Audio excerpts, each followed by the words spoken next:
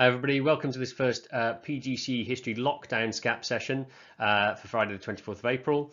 Hopefully you're all keeping well. As promised, I said I would do some input on historical significance today, and that's what I'm doing here.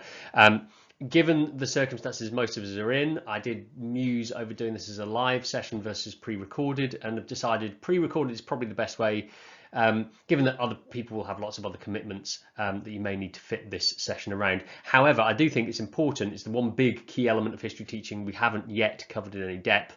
So do set aside, if you can, some time to go through the session fully and give some time to think about the applications of it in your settings. Not least actually because historical significance is a really popular choice of topic for anything to do with interviews, and it's often a good differentiator, those people who understand historical significance well versus those who have a kind of a tenuous grasp on it. So I do think it's a helpful one as you come into job interviews.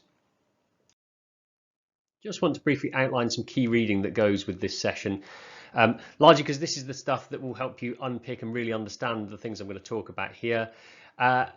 Two things, Phillips and Counsell, both of whom talk about historical significance and what it is as a concept, how students grapple with it as a concept, how we can get students to think about it really well and go beyond some of the oversimplifications that tend to happen with historical significance.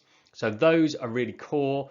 The second set, so 3 and 4, Bradshaw and Apps, these are both interesting because they are both people who are taking ideas that Phillips and Counsell outline, applying them in classroom context, thinking about how we use them and reflecting on that, and therefore moving on that thinking around historical significance. Both are really great reads. Both, if you get an opportunity to discuss with a mentor, would be really worth doing. And they both offer quite nice models for level 7 writing as well, because they're taking an investigative approach to an aspect of classroom practice. So if you can read those before you do this session, please do. Certainly the Phillips and the Counsell one. If you can't, then do follow up this session by reading those and just thinking about how that connects with the things that we talk around in this workshop. Before we go any further then, I want to get you to do some thinking, and this is connected with some of the research I've asked you to do previously in departments. Obviously you can't now go and do that research, but you might still be able to investigate some of the schemes of work that you have available to you. 4 tasks. The first one, just very straightforwardly, before we really get into talking about significance, what is your understanding of historical significance? If you were to brainstorm it maybe just for 2-3 minutes, what would you write? What is historical significance about? What would it involve doing? Could you define it? How would you define it? And what kinds of things might you be talking about with students if you were looking at historical significance as the focus of a lesson or a series of lessons? You might think of examples, you might think of kinds of things you want to do. So that one, you might want to pause me here just to do that. I'm just holding very still. But once you've done that, have then a think about these other things. What kinds of things, when you were in schools, what kinds of topics did your host departments look at in terms of historical significance? What did they cover? How did they approach that? So what did they do with students? So if they had a topic that was about, I don't know, the significance of the Black Death or the significance of the voting reforms of the 1800s, what actually did they do with students to get them to think about significance? Did they do things to get them to think about significance, or did they not? Did they have any significance questions at all? So those kinds of questions I think are worth reflecting on. If you've got your school schemes of works, go back to them and have a look at them and see what kinds of things they were asking. And it would be interesting to keep those in mind as we go through the rest of the session, because one of the tricky things about significance, and it comes up again and again and again, is that people's grasp on significance is not always that good. And in fact, over the last few months, I think I've had several discussions on Twitter with people, genuine discussions, people who are fantastic history teachers, but who are still grappling with that idea of what is a significance question, what makes it a significance question. And I have to say, when I started teaching, and even quite long into my teaching career, I think I really struggled with historical significance. When I first started as a head of department thinking about significance, I almost wondered, I nearly did, just push it right out of Key Stage 3 because I thought it was, by the time I really understood what it entailed, too complex. Now, these days, I'm of the opposite view. I think it needs to be introduced earlier because I think it's really important, but it is hard for students to get their heads around, but that for me is what makes it so important. So those two questions there. The fourth question, this might be harder to establish without being there to talk to somebody in person, but is there a sense of how students progress in their understanding of historical significance over time? So I talked there about the fact that I thought it was too complex for Key Stage 3, but actually, when do you then introduce it? Because there's no real space in Key Stage 4 to do an introduction to historical significance. And by Key Stage 5, it's kind of expected to be fairly embedded that students understand what it is. So how do people encourage students to get better at historical significance? We will touch on that during the session today, but it's interesting to go and reflect on how schools have approached it as well. So the big focus, the big topic really is this question of, well, what is historical significance? What do we mean when we talk about historical significance? And actually it being much, much more than just a question of importance. Quite often in GCSE papers, we see that word significance used to mean what's the most important factor in something happening. So it's used probably not in a way that most of the historical community would recognize as historical significance. So when we are talking about significance, we're really talking this question of those bigger judgments that historians make that actually pull together a lot of complex ideas and thinking around possibly the impact of people, possibly their resonance at the time, their resonance after the time, possibly how they were remembered at the time they lived and how they were remembered subsequently and how those things change. So it's very provisional judgments. If we think about when newspapers run polls about the most significant Britons, for example, almost always Winston Churchill tops that poll, and he tops that poll not on any objective necessary measure of his contribution versus others, but because actually for lots of people he's incredibly culturally resonant. We still remember Churchill, even if we were not, well, none of us were alive during the Second World War, obviously, but even those who weren't alive during the Second World War, his legacy kind of lives through the way that Britain thinks about itself. His speeches have kind of given voice to a whole view of what society was like during the war and what British society is like. So actually, his historical significance is much, much more than just what he did during the war, his leadership, sitting in a bath drinking champagne or any of those things. Let's just have a very brief look at where significance appears in the curriculum. Key Stage 3 in yellow, Key Stage 4 in orange, and you can see straight away second order concepts. It comes up similarity, it comes up as significance here, and it comes up, of course, in the idea of a significant society. So there's something interesting about how do we ascribe that. This is actually speaks against maybe lots of what we're going to talk about today, but it'd be interesting to think about with students, I think. Well, why are we studying this society? That could get us into a really interesting discussion of significance. Down in Key Stage 4, why things have been accorded historical significance, and this crucial bit about the interpretations, why they've been constructed about those elements of significance, and obviously the second order concepts down here as well. And then if we look over into the Key Stage 4 assessment objectives, we find that it comes up in second order concepts, of course, which is AO2, and it comes up to some extent in the interpretations AO4, because if we're doing interpretations of significance, it's going to come up there. But of course, it's underpinned very clearly by AO1, AO3 as well. All of this then, of course, brings us to the question of, do we know exactly what we're talking about when we talk about historical significance? And the question of what is historical significance is one that the historical community has grappled with for a long time. And it's useful, I think, just to start, and forgive me a little bit of history in the session on history, to begin with some of the theorizing that's happened around what historical significance actually is. And I want to go back to some work done by Partington in 1980, who was talking about, well, you can see the title, but the idea of an historical education, talking about what it meant to learn history and to study history through a lens really of saying that content knowledge was really important, actually. But in doing this, he's talking about the ways in which we ascribe significance to events and people. I think we'll take these 3 points here as a starting a launching point. First of all, that in any kind of historical study, some events or people will be judged as more worthy of study or attention. That's just going to happen. You can't physically study every single thing, person, event that happened in history. We always prioritize certain things over others. And historical significance is a way of banding together and grouping together those kinds of judgments that are made. So when we talk about significance, we're talking about judging them to be worthy of study or investigation or time, attention, being brought to prominence, and so on and so forth. So it comes under that umbrella. Those judgments about what is worthy of study have to be based to some extent on criteria. So this is really crucial, and Counsell talks about this, everybody talks about this in terms of significance. It's not inherent in the event. Nothing in an event makes it significant. It's always a judgment, but it's based on a set of criteria. Therefore, we need criteria to judge what is worthy of study. And the criteria themselves will both vary, and depending on the criteria you choose, might change the significance of an event or person, or the ascribed significance. Equally, those criteria might change depending on the person judging the significance and whether or not something is worthy of study. So this is Partington's model of significance.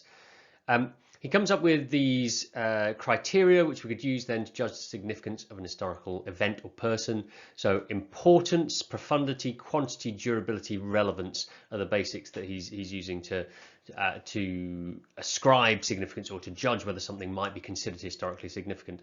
And if we just take each of these in turn, with an event like, let's say, the English Civil War, or the English Civil Wars, but let's take the English Civil War as a kind of period. How significant was that as an event? Well, we could think about its importance to people in the past. How important was it when Parliament and the King went to war with each other? Well, actually, in terms of the time, we can see it all through the primary source materials. It's a pretty major thing. Now, initially, of course, it's a power squabble between two sides, but very, very quickly it's going outwards and it's involving people right over the British Isles, actually, not just England, even though we tend to call it the English Civil War. So on that criterion, was it important to people in the past? Yes, we could find all kinds of evidence the English Civil War was important to people in the 1640s.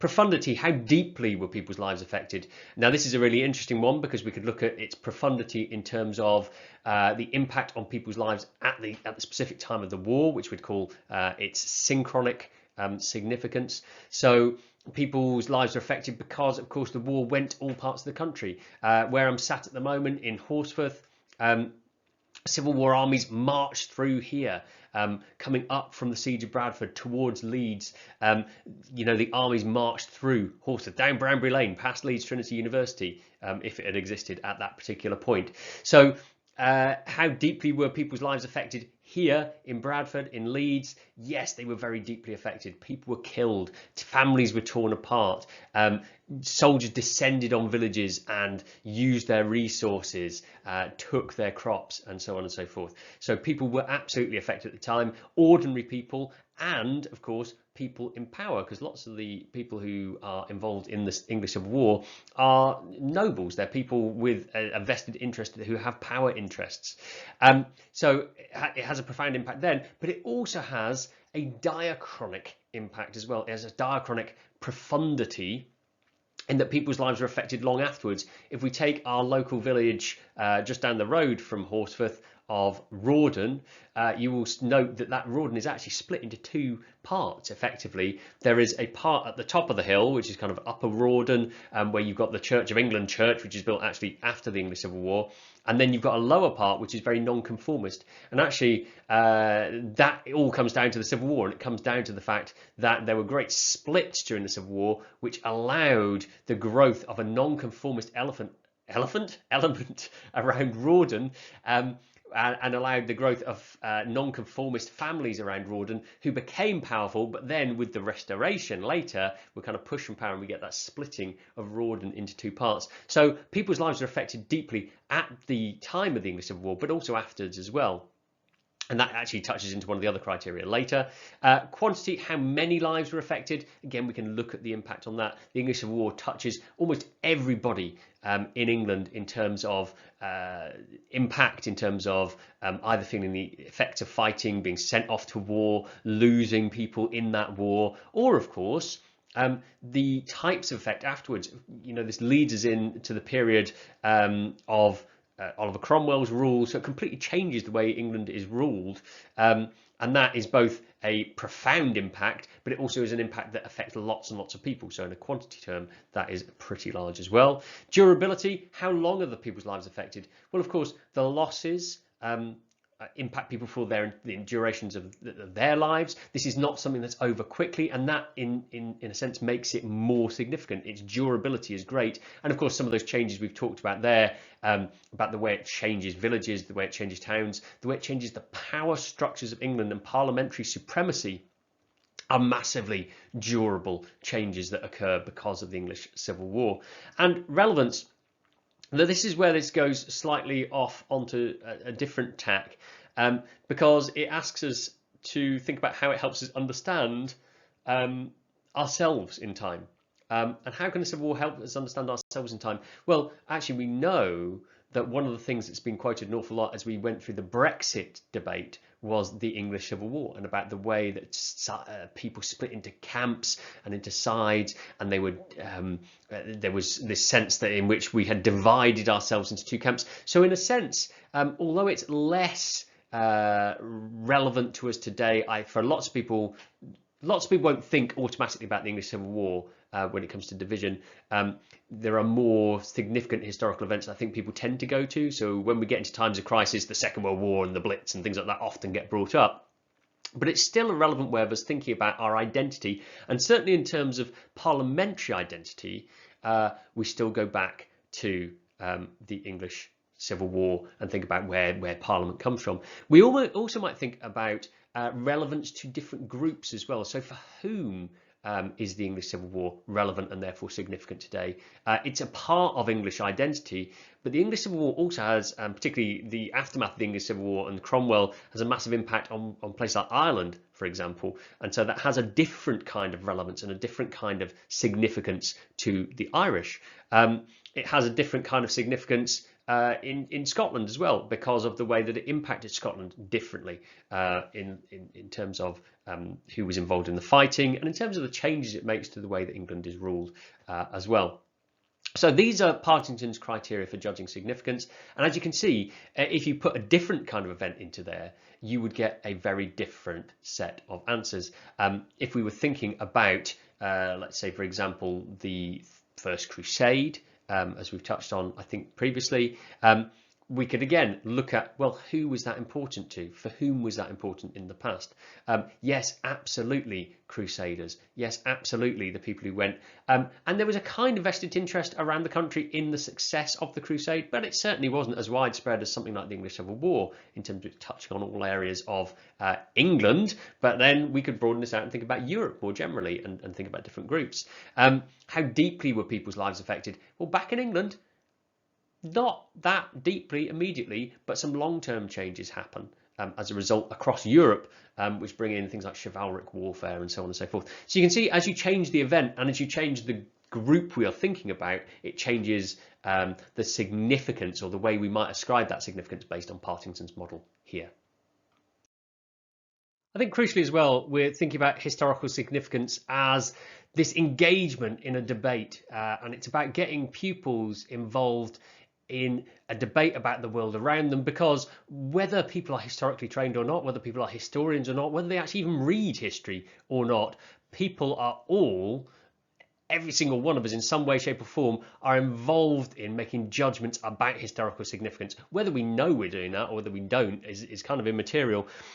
Ascribing significance to things, ascribing a value to things is part of the human condition. We think about, we should study this, we shouldn't study this.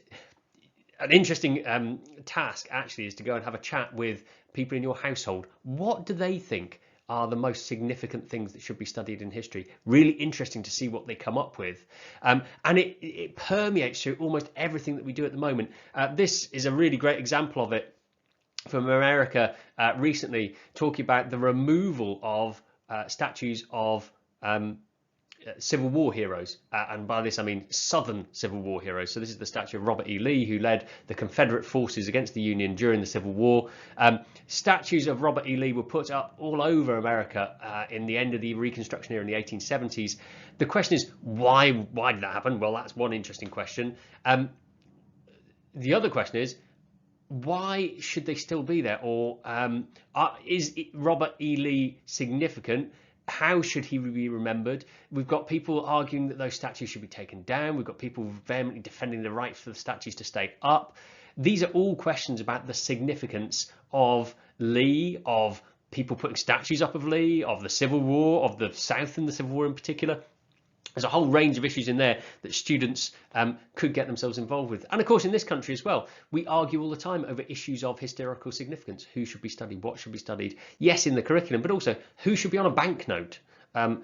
Almost always, for something that theoretically is so innocuous. The last time we were talking about who we should put on banknotes, a number of prominent female academics and writers, journalists had death threats because of their suggestions that maybe it might not be a white man that goes on those banknotes. And of course, significance is about our origin stories and myths as well. What do we tell ourselves? We looked at, there's the picture of Churchill in the last one, who always tops these, as I said, polls of most significant Britons.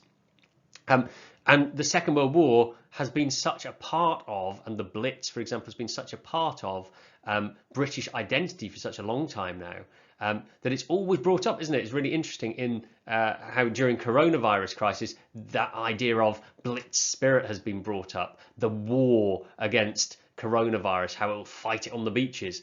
But equally the same, it's brought up during the Brexit debates. So this is something living. The significance of historical events is a living aspect of history. It's something that affects us right now, but equally, as we'll discover, it's something that is also worth studying even when it doesn't impinge on us today. These can be nice launching points into topics of historical significance, but they're not the only thing we can do with historical significance.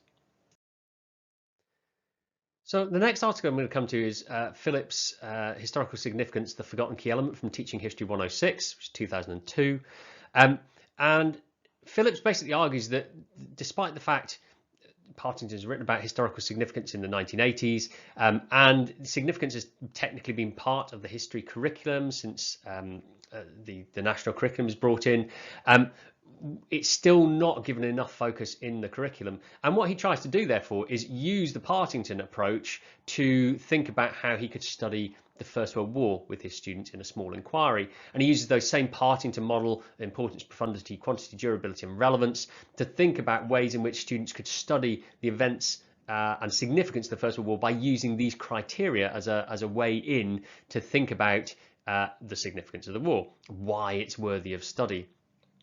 And so, as you can see here, the ways he does this, who was affected by the war, how were people's lives changed by the war, how many people were affected, why is it important to remember it, and why is it important to study it. It kind of builds towards an understanding of the significance of the First World War. And I wonder if you could think about other events that maybe you have covered, maybe in your teaching, maybe things that you know about well from your degree. How might you structure a similar thing if you looked at one of the events or people that you know about, and pick something there and maybe think about how that might fit into this model? I think what's interesting, if you look a bit further on in Phillips's article, is that what they end up doing is taking those criteria set out by the Partington model, and they end up adapting them particularly for this topic. So there is that recognition that you can't just take a set of criteria and just apply them blanket on top of something else. They end up changing this. So they answer that question, why was the First World War called the Great War? He shifts this into elements that are much more connected directly with the First World War itself. So groundbreaking, remembered by all, events that were far-reaching, this is to make it into an acronym, affected the future, but also that one of terrifying, which actually would work for the Black Death, but wouldn't necessarily work for many other events that you could put into this significance criteria. And you can get a sense of also how they approach this, using these criteria, getting students to then look at aspects of the First World War and think about how they would fit with these different criteria for suggesting that the First World War was significant and worthy of study. Counsell probably moves us on to the next level in terms of understanding what we're trying to do with historical significance. And she does this in a number of ways, not least because she starts by thinking about in her article. If you've not read it, please do read this one, Teaching History 114, Looking Through a Josephine Butler-Shaped Window. And in it, she's trying to establish not just what we could do to get across the idea of significance, but what do we want students to be thinking about with significance. And she actually starts for this by looking at the work of Tim Lomas in Teaching and Assessing Historical Understanding.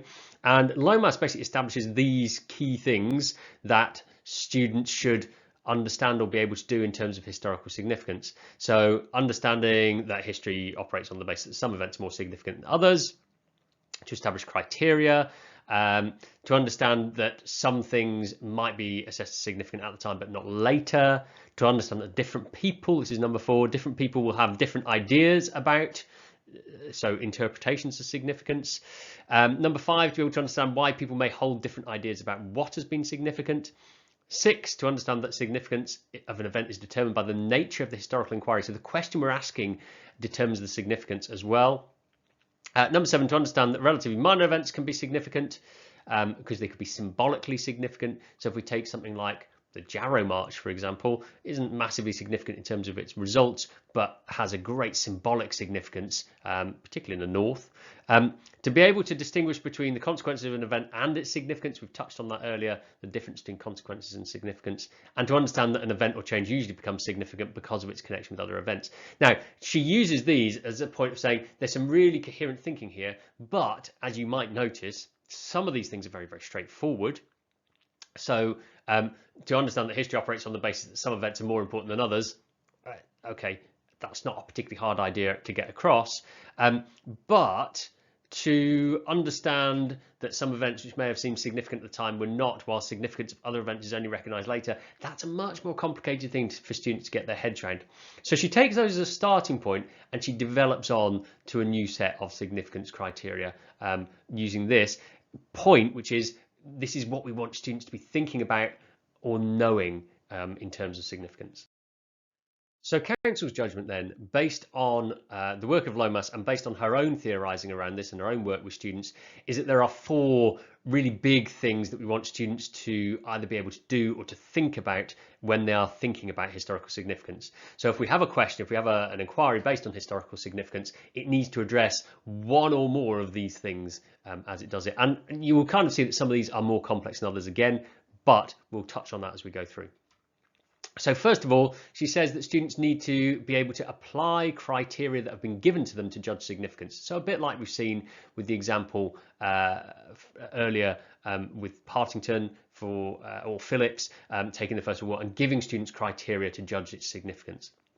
The second ingredient of good significance is thinking about analysing and discerning criteria in others' interpretations. So we will see some examples of this later, but taking the work of historians or others and saying, well, they've said this is significant. In what way is it significant? Why is it significant? Thirdly, creating original criteria for judging significance. So not starting from other people's work, but starting with the events themselves and thinking about, well, what makes this significant, but without basing it on a preset selection of criteria. And finally, challenging or supporting other people's constructions of significance. So actually not just looking at how other people have judged the significance of something, but being able to say, and to a certain extent, I think this is a valid or a defensible position to have because here are the reasons, or I think this is an indefensible position on the significance of, whoever it happens to be, whatever it happens to be. Okay, so those are the ingredients of significance that Counsell builds up. As ever then, I think Counsell offers a really nice way into thinking about how we get students to grapple with this really complex concept of historical significance. And she gives us a useful list of things to avoid, things to definitely do. Just taking that avoid list first of all, and I think the first one is so important. We need to avoid implying that significance is somehow a fixed property of an event or a person. Winston Churchill isn't inherently significant. He's significant because it's a property we ascribe to him for particular things that he did and particular impacts that he had. So if we take the significance of Winston Churchill, for example, in the Dardanelles campaign to the success of the Dardanelles campaign, actually his significance is much more limited than if we take his significance in terms of contributions to the development of the Blitz spirit, for example, in the 1940s, or Britain's understanding of itself in the post-war era. Lots of that we could say is significant for.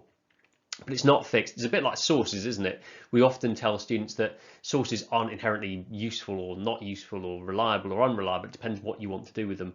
And significance is exactly the same. Nothing is inherently significant. It depends what we're trying to show, what we're trying to understand by that significance. Significance to whom, for what, at what period, at what time.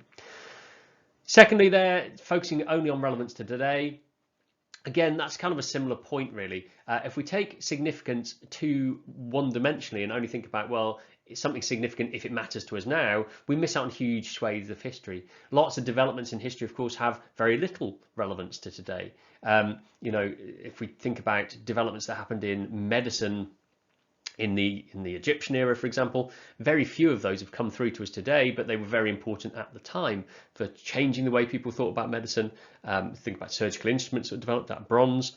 That was an important change at the time, but it doesn't have an awful lot of contemporary relevance.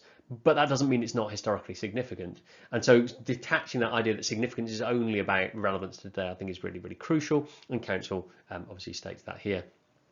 And then equally, only looking at consequences or results as a problem of significance. We touched on this right back at the beginning, but again, there is a temptation when we think about significance to think about the impact something had on other things, which of course is an aspect of significance, but there's an awful lot else we could talk about in there.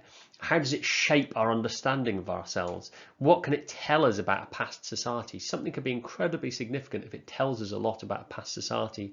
I don't know if any of you have heard or have read the book Empire of the Summer Moon, for example. Which takes the story of Quanah Parker, who on the surface actually isn't a terribly significant person. Nothing he did really resulted in an awful lot of change in the world. But what he reveals about his society as a Comanche chief in the 1880s, 1890s, at a point when America is coming to terms with how it's going to deal with integrating Indians into society, well, not society, but making them citizens, at a time when Plains Indians warfare is just coming to a close. All of that, his life reveals a huge amount about that without him necessarily being a terribly significant person in terms of impact on his own right. Tells us an awful lot. And actually that's true of lots of other people currently in the process of writing a textbook. One of my colleagues is writing a lovely chapter about key women in history whose lives reveal huge amounts about the society, culture, politics of the time through people like Eleanor of Castile, for example.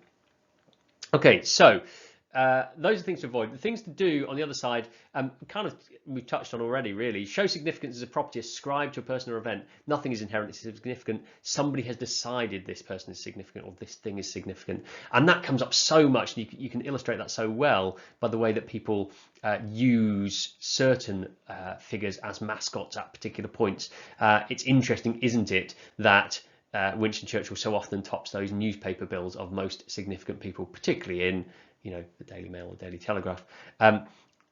These are ascribed significances. We also need to get students to think about, well, why are these people or these events considered significant? So why is it that we always focus on, let's say, Martin Luther King and not Malcolm X, for example, in terms of civil rights? What is it? Well, the answer to that is actually fairly clear cut, isn't it? Because Martin Luther King in many ways was the more acceptable face of the protest movement in the 1960s in America. Malcolm X much less so. And so when those histories are written by people who want to explain why in 1965, 1968 concessions are being made, it's not really surprised they pick the people who are more appropriate for the story they want to tell. And actually that's true in the past as well. Why do we focus so much on Columbus as the discoverer of America? Why do we tell that story in particular? Why does America especially tell that story? It's got particular resonances. Why do we focus on that person rather than other explorers who were there? Well, because other explorers have different aspects that are more problematic. Okay, we also need to see that and help students understand that we can develop different criteria about significance. And if you change the criteria, the judgment about significance might change. So we talked about this with Churchill earlier. If we look at his significance in terms of his impact on a military campaign versus his impact on the kind of collective psyche in Britain, then we'd get very different assignations of significance, I think. Not least because I think when you look at the military impact of Churchill, I'll get away from Churchill in a minute because this is definitely not my period and not my favourite topic of conversation even. But when we look at the kind of military understanding of Churchill, it's not that fantastic. So a lot of the military success we can't really ascribe to Churchill. So if we start looking at that, military decisions, he becomes suddenly less significant with its other elements.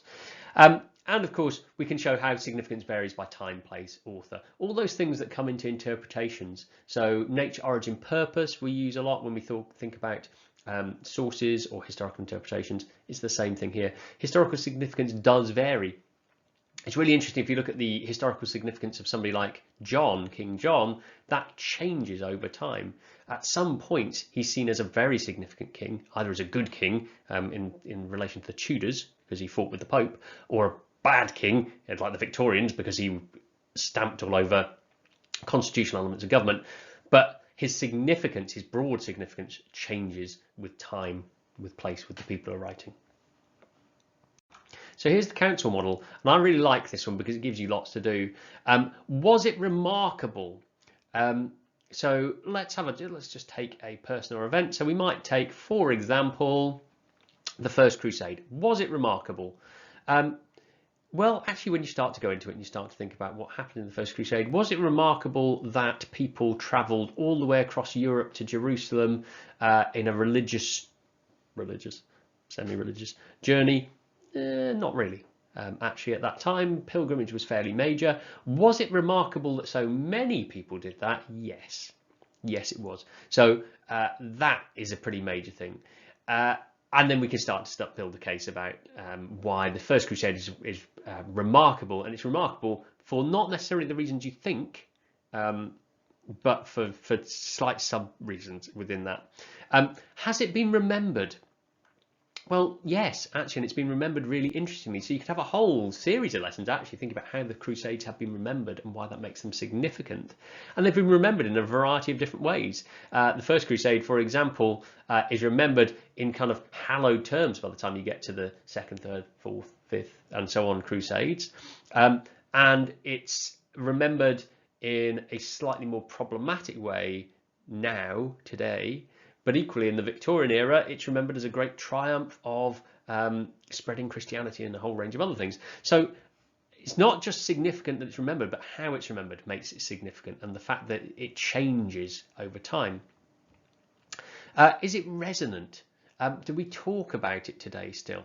And that's not the same as remembered. Resonance has this kind of deeper meaning. I always like to think this about, in musical terms. If you kind of ring a bell, that has resonance. If you know anything about kind of guitars and musical instruments, you often talk about their resonance, which is not just the notes that are played, but how they stay and how they create a feeling and an atmosphere. So resonance in terms of the First Crusade might be the way that it's become part of our language, for example, to be a crusader, and that being quite a good thing by and large, but can often be used as very single-minded.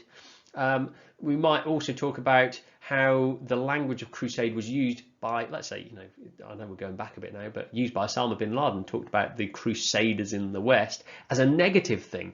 And actually that use of crusader having a resonance in that kind of jihadi language. So there is a resonance we could talk about with the First Crusade.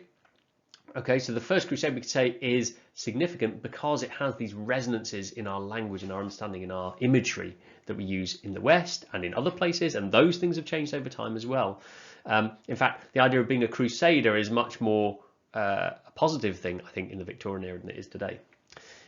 Resulting in change is fairly straightforward. Not going to talk about that one, what happened because of it. And revealing, we've touched on already. So what does the First Crusade reveal about life? Well, it actually reveals a huge amount. If we look at the First Crusade, it's like a window into ordinary people's lives in a way we don't get in any other place. There's been amazing work done on the First Crusades, but a whole range of historians, Jonathan Riley Smith, for example, looking at not just who went, but when they went, what did they write about what happened to their land? And that tells us masses about land structures, about the relationship between aristocratic families and the church, sometimes power structures, male and female power structures, women who were left in charge, women who came on crusade. So there's a whole range of things it reveals. So we could say the First Crusade is incredibly significant on probably all 5 of those criteria, actually. But let's just take resulting in change for a second. Did it result in a lasting Christian control of Jerusalem? No. That was over within, 20 years. That was beginning to crumble, and by the time we get to the Third Crusade, it's clearly fallen away. So there's a whole range of things. You say, well, okay, so in the short term, it wasn't significant, but actually the changes that it brought to that region were pretty major. And so we start to get into the... So you can start to see how this is complex and how these criteria can work quite well for lots of things, not everything, but lots of things. Oh, they've gone away. Let's just put those back for a minute. I think a really useful task for you to do at this point is to have a think about, 2 or 3 people or events that you know quite well, and have a think about how would you judge them to be or not be significant based on these criteria. And I'll give you a challenge with this. I think take one sort of big event that you kind of, is broadly accepted as being pretty significant. It could be Battle of Hastings, it could be anything else, it could be the English Civil War, and think about, well, what would you say as evidence that it was remarkable, remembered, resonant, resulted in change and revealing? And then the second thing is to take something maybe more niche, maybe from your degree, maybe something you wrote your dissertation on, for example. Take something more niche and see if you can make a case to say that that person or event is historically significant. So for me, it might be Susie King Taylor, who was a black nurse during the American Civil War. And I might talk about the fact that she actually isn't terribly remembered. She's got a memoir. It was written. People read it at the time, but actually it's disappeared. Most people don't know about Susie King Taylor now. She isn't terribly resonant. We don't talk about Susie King Taylor in the way we talk about, Nightingale hospitals, nurses. Florence Nightingale is incredibly resonant, isn't she?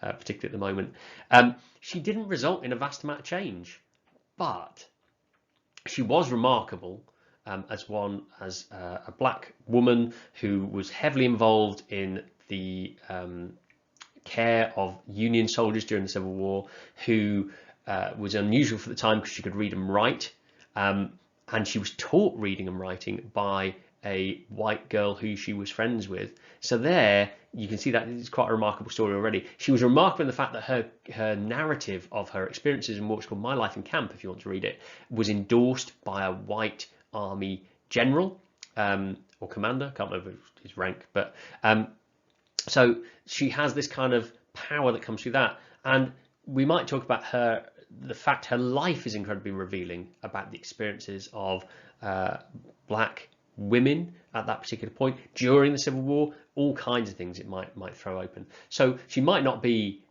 significant on all these criteria, but there are criteria in terms of which she is very significant. And there are other criteria where synchronically, let's take remembered, where synchronically she was very significant, but actually diachronically that significance has dropped away, and it's these other significant elements that come to the fore that she was incredibly remarkable and that she is incredibly revealing about life for black Americans, particularly black women during the Civil War. Okay. And just very briefly, now that we've looked at the history and the underpinnings of all this thinking about significance and what we want students to think about in terms of significance, this is how I've tried to turn it into something from the hallmarks in the back of your history handbook, if you still have those. On the left-hand side, the kinds of powerful thinking we want students to demonstrate when they are thinking about any historical significance inquiry, whether it's 1, 2, 3, 4 of these, any order, but this is the kind of thing we want them to demonstrate when they're thinking about significance of whatever event or person you happen to be looking at. And on the right-hand side, the potential misconceptions. So just for you to have a look over and have a think about how that tallies up with what we've been talking about already, and just to kind of show that this doesn't come out of nowhere. In Teaching History 125, Bradshaw talks about building on the work done by Phillips and Lomas and Counsell in his classroom. And he found a number of issues when he was doing that. Some are similar to what Counsell, Lomas and Phillips talked about, and some he found were actually issues of thinking about significance too directly in the way that, say, Counsell had suggested or Phillips had suggested.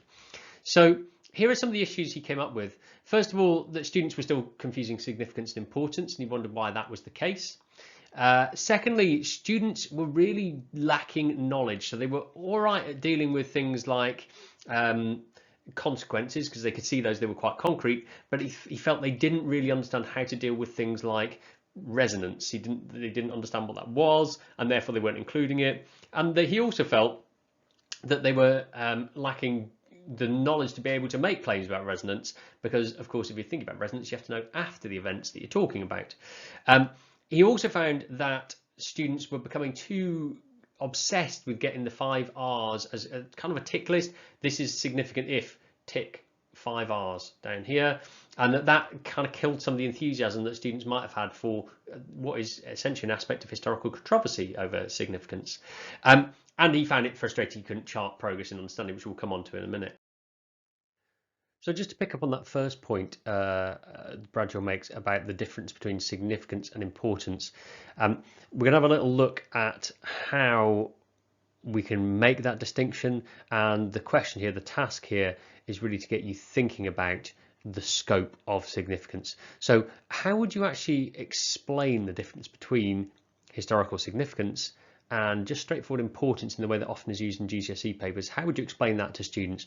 Just have a little think about that now, maybe script something, maybe write down your explanation. What would you say to students? So real significance questions are open-ended.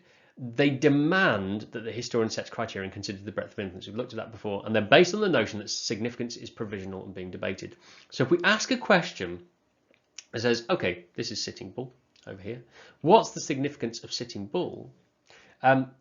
Then the answers we could come up with diverge. There are a whole spectrum of answers we could come up with. We could focus on any number of things in this. We could talk about his significance as a war leader in the 1870s and 1876 with the Great Sioux War, for example. We could talk about his significance prior to 1876 as a symbol of resistance, as somebody who stood up for people who were not willing to make treaties with white Americans. We could look at his significance in affecting white attitudes to Indian assimilation, so that he becomes not just significant to his own people, but actually in white culture, in white American culture particularly, he is the living embodiment that Indians cannot live alongside white Americans. They need to be assimilated into white culture. They can't be left to do their own thing. So he becomes a kind of point that pushes towards a process of assimilation on reservations. And when he then later sends his own children to boarding school, he becomes the proof for contemporary Americans that this was the right policy. We might talk about his significance in Sioux culture today. So Sitting Bull is still very important in Sioux culture. He's very resonant in Sioux culture. We might talk about the fact he's still remembered in Sioux culture today. We might talk about the fact he's also kind of like the poster of an Indian. This is who most people think of when they think of an Indian. So we could talk about significance, and that would lead us in a whole range of directions, a whole diverse range of directions, and we could talk about his significance in any of those elements, any of those criteria as being more or less significant, comparing his significance to others even, but it would be divergent. By contrast, some of the questions that use significance, like lots of GCSE papers, and this is a useful activity to check that, are actually causal. We've talked about this before. So in what ways was Martin Luther King significant in the passing of the Civil Rights Act in 1964? The end point, it's got a single defined end point, the passing of the Civil Rights Act in 1964. Therefore, it's not asking you to diverge and think broadly about significance. It's asking you, what role did he play in causing that? So it's a straightforward cause and consequence question. So it's single outcome, it's closed down. The question's about importance or weighing up causal roles. It's used the word significance, but it doesn't mean historical significance, it means importance. How far did X cause Y? How far did King cause the Civil Rights Act versus versus, sorry, I clicked on them, I shouldn't have done, versus a whole range of other factors. So here's a little challenge for yourself. Again, just a couple of minutes. Make sure your questions encourage students to be clear about the distinction between when you're talking historical significance and when you're talking about cause. Now, clearly, you can't change GCSE questions. They use the word significance, but you need to be aware that when you're doing that, you're not doing historical significance proper. You're doing cause and consequence, and getting students to think about cause and consequence is really important, weighing up the various influences of different factors. So we look at these 6 questions here. Which of these are genuine significance questions and which of these are actually cause questions in disguise as significance questions? I'll give you a few seconds. You might want to pause me, have a little think, decide which ones you would decide are significance ones and which are cause ones, and I'll run through it in just a second.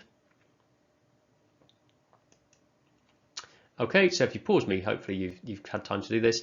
So how significant was the Norman Conquest? For me, yes, that is about significance, because it's not saying in doing something in particular, it's leaving it open. So we could talk about the significance of the Norman Conquest for the nobility of England, the Anglo-Saxon nobility. We could talk about its significance in shaping the relationship between England and France. We could talk about its significance as a way of revealing medieval warfare in the 11th century. We could talk about its significance for ordinary people's lives, and the growing feudal system and the reduction of freedom for a kind of wealthier class of Anglo-Saxon peasant. We could talk about its significance in terms of beliefs about slavery in England, those shift. We could talk about the religious significance, the building of great cathedrals, and the slow shift of England from a kind of loosely Christian country to a much more fervently religious country. We could talk about the continued divide, so the resonance and the long-term change that occurred by creating this Anglo-Norman elite. We could connect it to a whole range of other things as well. So that for me is a significant question. In what way is Martin Luther King significant in the Passive Civil Rights Act we've already looked at? That is definitely not a significance question. That's a cause question.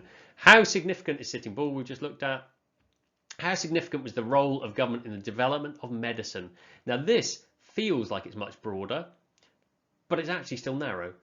It's got a causal outcome in the development of medicine, and it's got a causal factor, the government, so that is causal to me. Well, not just to me, it is causal. Who is more significant, Mary Seacole or Florence Nightingale? Now this is a comparative, so it's quite a complex question, but actually is significance if you go beyond just in nursing.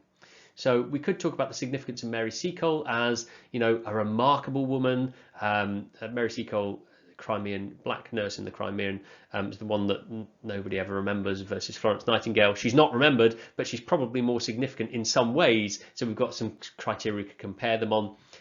We could talk about the actual medical things they did as well, and how they changed or didn't change nursing.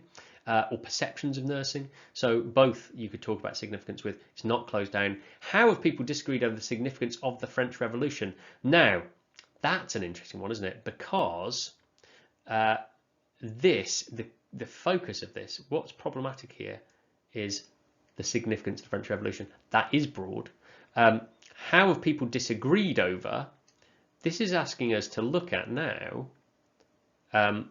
the ways in which people ascribe the French Revolution different types of significance, different levels of significance, find it significant in different ways. So that is very much about significance, not cause and consequence. It's a very complex aspect of significance, but it's definitely there.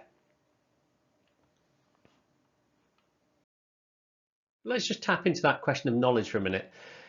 Students really do need a deep knowledge to do significance questions properly. So if you were looking at the significance of the First World War and you'd ask this lovely open-ended question, what knowledge might they need? Well, have a little think about this just for a minute. If you wanted to say that the First World War had resulted in change, what would they need to know to be able to make a case? What kinds of things would they talk about? If you wanted to say that the First World War was revealing, what kinds of things might they need to know? And if you wanted to say it was resonant, what kinds of things might they need to know? So have a think about what student knowledge might be required to do any of those three things, because that in turn, if you were thinking about what was the significance of the First World War, and you wanted to cover these three aspects in your lessons, in your inquiry, you'd have to think about how will I get this knowledge in there. Therefore, you need to know what knowledge you actually need to get in. You might want to pause me at this point again to have a think about that. Okay, so for me, and these are just a sample because you could take this in any direction. If I was doing this, I wanted to say the First World War was significant because it resulted in change. I'd probably want them to know about pre- and post-war Britain, social structures, political structures, welfare systems, probably. And I'd probably also want them to know about the durability of changes. So we know that lots of women came into factories during the First World War. They were brought in to do munitions work and a whole range of other work. How long do those changes last? Students would need to know about that, and they'd need to know that really by the time we get to the Second World War, most of those women have been taken back out of those roles that they went into, gone off to do other things. But we have seen a durable change in the form of rights to vote, for example. Revelation. So how revealing is it? Well, you'd need to know a lot about individuals and groups in society. So you might need to look at individual soldiers' experiences of war to do that. You might want to look at the experiences of a town or a club or a group, people on the front line, people who are still at home. And you'd need to also know not just about those individuals, but how widespread those beliefs were. So if you're reading this soldier's diary, is that typical of other beliefs? So there's quite a lot of knowledge you'd need in there to do that. For resonance, you might want to think about how other periods represent the First World War. So how was it represented in the interwar period? So we actually know that during the interwar period, lots of the First World War, although it gets memorialized as the Great War straight afterwards, very quickly there's a lot of critical work done about the First World War as an unnecessary war, as the great muddle into war that we all didn't see it coming, and everybody was equally to blame.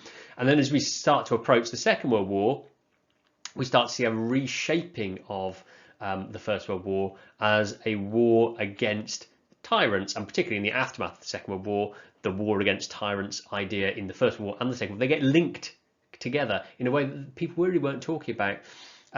In the Cold War era, we actually see the resonance of the First World War being about the alliances that were built much more. So this is less about the First World War is less about a struggle between good and evil in the way the Second World War is portrayed at this point. And during the Cold War era, it's all about powerful alliances building and creating tensions and making the world unstable and unsafe. And post 9/11, there's been another shift, I think, in the way that we think about the First World War as the result of the activities of terrorist groups. And if you read Christopher Clark's Sleepwalkers, he talks about the activities of terrorists like the Black Hand and how they have a shaping influence on society. So there's a resonance for the First World War. We talk about the First World War as a touchstone for our current societal issues. So I think that would be an interesting thing. But students would need to know about, if you wanted to do that, what was happening in the Second World War, what the Cold War was, what 9/11 was, what happened in 9/11. So that would be quite a big piece of work to do that. It's not a single lesson, that's several lessons if you want to do the resonance of the First World War in those three different periods. The final really big issue that Bradshaw tries to grapple with is what progress looked like in terms of significance. We're going to get on in a minute to his analogy of a sandwich, which I think is a really great one for thinking about how we build up students' understanding of significance. In effect, what he touches on is the fact that students need to bump into significance, using significance criteria, judging significance again and again over time through Key Stage 3, 4 and into 5. And I think that's really the best advice. He also thinks in the longer term about what that might mean. So you can see here how he's thought about different inquiries that students might run into over the course of year 7, 8 and 9. So should Thomas Becket be remembered, focusing in on a particular aspect of significance? What's remarkable about the Renaissance? What does Josephine Butler reveal? You can see the link to Counsell there about 19th century Britain. What's so resonant about the Vietnam War? So you can see he's kind of training them in different aspects of significance. And as we'll see when we get into the sandwich analogy, he also thinks about the kinds of things and kinds of thinking they might need to do about significance, as well as just the criteria when he looks at this sandwich analogy. When we're building a sandwich, we need to think about starting with the bottom, because if you try and build a sandwich from the top, it'll all fall apart. So the aim here is to think about the ingredients that we want in our sandwich, but then to build them in a sensible order. So think about from Key Stage 3 through to Key Stage 5 or Key Stage 4, depending. This is the kind of things you might want to do. gaining secure topic and period knowledge is the absolute core. It's the base piece of your sandwich. If you don't have that, everything else is going to fall apart and it will just be a mess all over the place. So secure period knowledge, secure topic knowledge of anything that you need. So that might be the period itself, but it might be subsequent periods and prior periods, has to be there. If it's not there, nothing's going to work about significance inquiry.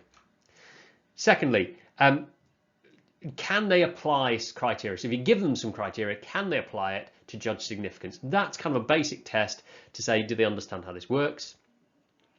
And then can they analyze and discern criteria in others' interpretations of significance? Because if they don't understand the idea that there can be different criteria for significance, it's very hard to discern other people's criteria, in my view. They then might move on to creating their own criteria. And finally, they could challenge and support constructions of significance. Now, for me, you could do that a lot earlier, but for me, I don't think you can really start challenging someone else's judgment of significance until you've come up with your own view on significance, until you've started to create your own criteria for how significance functions.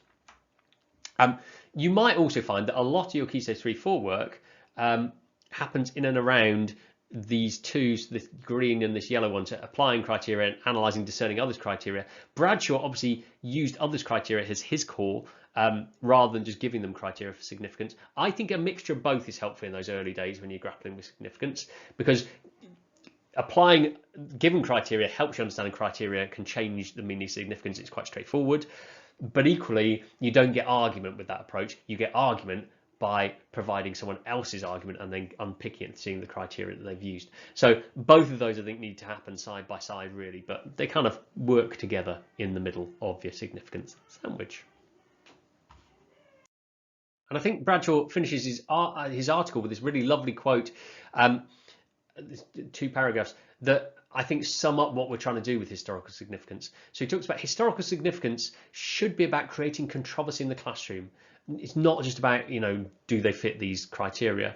The argument between students over whether, why, and how past actors and events are part of significant history. A student who makes up their own mind about Elizabeth I or Magna Carta will be far more likely to consider them historically significant than if they're just told about the significance and that this is the case. And I think that's a really clinching thing. When we're thinking about what we're doing with historical significance, what we really want to do is exactly that. We want to get them involved in a historical debate. So if all we end up doing is tick listing, does this meet the criteria, that's not going to do that. But if it really gets them thinking, well, why do these people claim this event is so significant? Why does Simon Sharma think that the Battle of Hastings was so significant? Is much more interesting than just saying it was significant and here are 5 checklist things you can do to test it is. He also talks again about the importance of historical knowledge. This isn't about sidestepping historical knowledge. Understanding historical significance requires a deep, and I absolutely agree with this, a deep historical knowledge in order to make an informed judgment. You need to know about what was happening at the time, before it, and at the time when people are making those judgments. So if we're looking at the Pogue's view of Oliver Cromwell, we actually need to know a little bit about the troubles in 1980s Ireland, for example. So it's a skill that students have to be scaffolded through, but it equips them to be effective citizens. And this, again, is a crucial thing we keep coming back to: effective citizens as well as good historians. So thinking about significance, making them able to judge significance for themselves on their own criteria with their own terms, and be critical of other people's judgments of significance by the same token. There is a really nice reflection on the impact of a carefully planned scheme of work around significance, which you'll find in Katie Hall's work in Teaching History 131, which she talks about the Holy Grail. Now, this is actually in relation to a history GCSE that no longer exists, sadly, but she talks about how the preparatory work at Key Stage 3 helped prepare students for really high quality significance thinking at GCSE.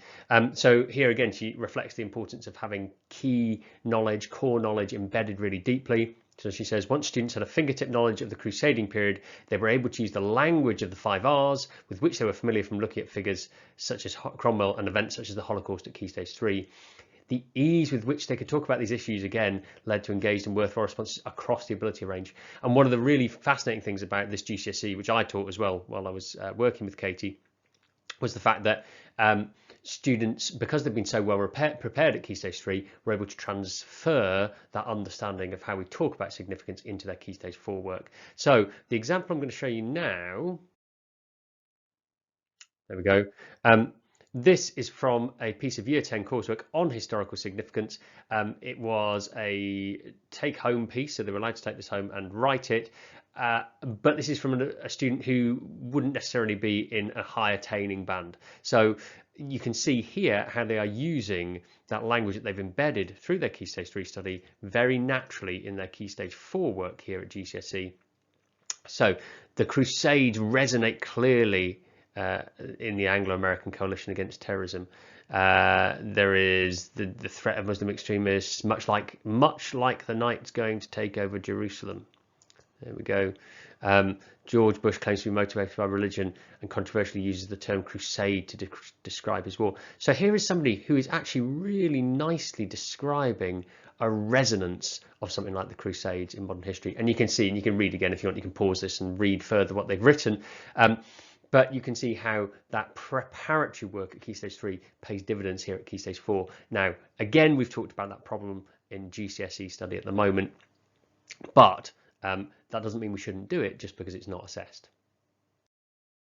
Right, so to round out this video, I just wanted to look at a really nice example of somebody wrestling with all of this quite recently. Kerry App's witch hunts in Teaching History 179. She looks at the significance of witch hunts and tries to build on all the stuff we've talked about here to create her sequence of learning. If you haven't read it, please do read it. It's a really excellent piece and it gives you some nice approaches to think about historical significance and how we can make it work in the classroom.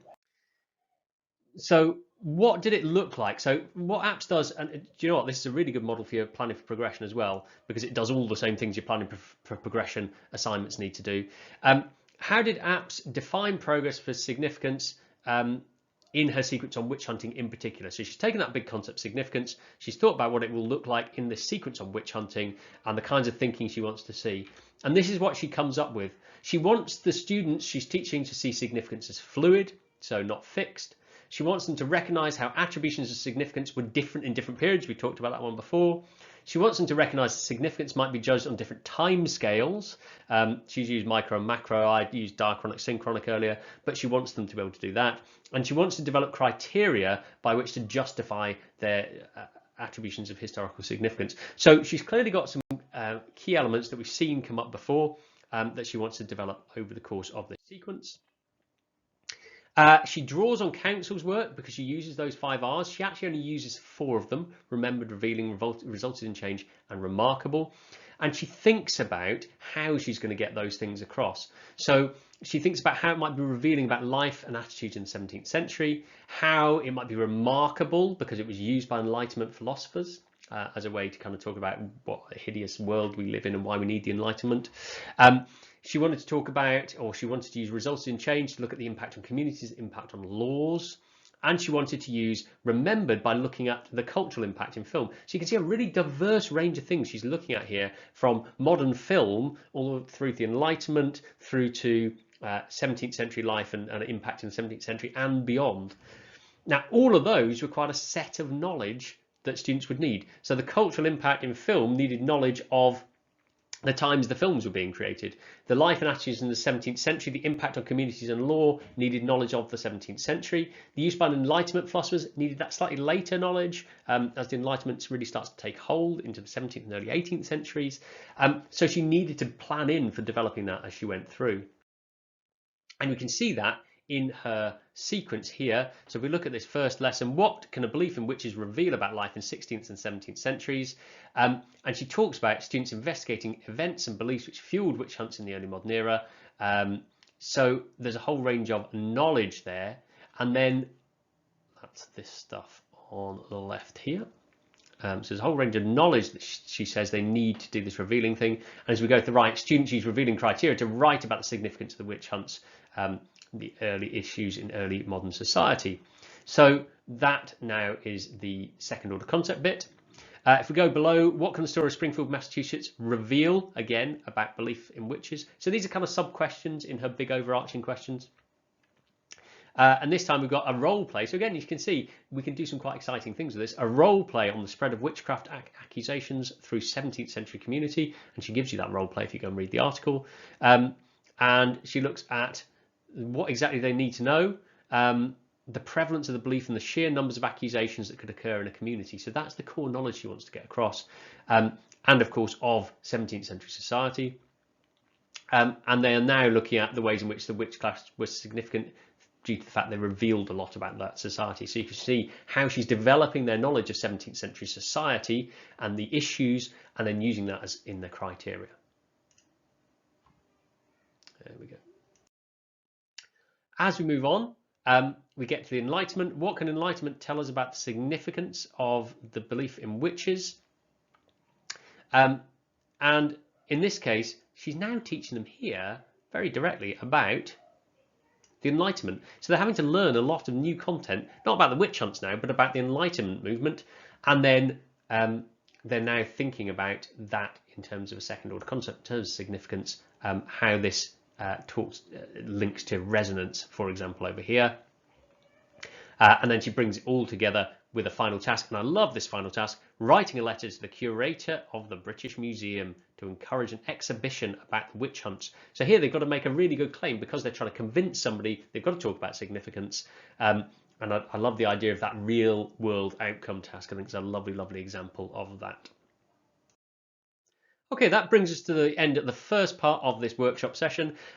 Hopefully what we've done as we've gone through this is we've now given you a good grounding, or I've given you a good grounding in historical significance, what it is, what it isn't, how it's different to importance, why cause and significance are different, and some of the issues that people have tried to wrestle with in terms of significance as they've worked with it.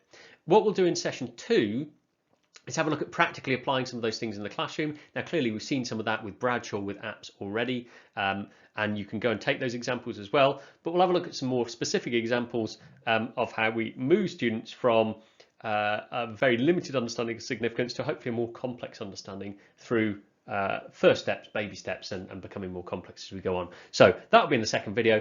I hope this has been useful. If you've got any questions, please do get in touch.